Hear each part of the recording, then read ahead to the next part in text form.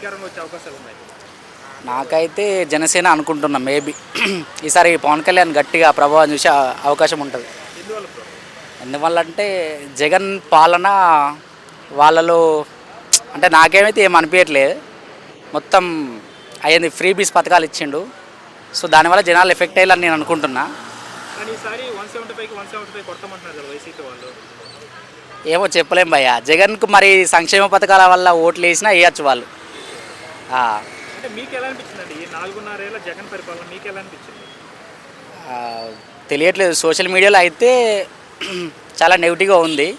Rod reality అయితే తెలియదు. ఎందుకంటే తెలంగాణలో బీఆర్ఎస్ గురించి సోషల్ మీడియాలో ఫుల్ హైప్ ఉండే, కానీ రియాలిటీ వేరే ఉన్నది. ఓట్లు చూశారు కదా. అండ్ అలాగే ఆంధ్రాలో ఎలా ఉంది తెలియదు. సోషల్ మీడియా మాత్రం జగన్ అపోజిట్ ఉంటారు, కానీ సంక్షేమ పథకాలు తిన్న వాళ్ళు మాత్రం అంటే తీసుకున్న వాళ్ళు మాత్రం జగన్కి ఓటేస్తారు. అది మాత్రం తెలిసిన విషయమే. కాదు మాకు అభివృద్ధి కావాలంటే పవన్ కళ్యాణ్కి వేసే అవకాశం ఉంది. తెలీదు, ఎక్స్పెక్ట్ చేయలేం. టీడీపీ జనసేన అలయన్స్ గురించి ఏం చెప్తారండి? అలియన్స్ గురించి కలిసారు కదా, ఇద్దరు కలిసి పోటీ చేయబోతున్నారు. అంటే వాళ్ళు ముందు నుంచే ఉన్నారు కదండి. 2019లో అప్పుడు అలయన్స్ అయ్యారు. అది కొత్తదేం కాదు. మళ్ళీ విడిపోయారు, మళ్ళీ అంతే. ఈసారి 170 సీట్లు టీడీపీ జనసేన అలయన్స్కి ఎన్ని సీట్లు రావచ్చు అనుకుంటున్నారండి?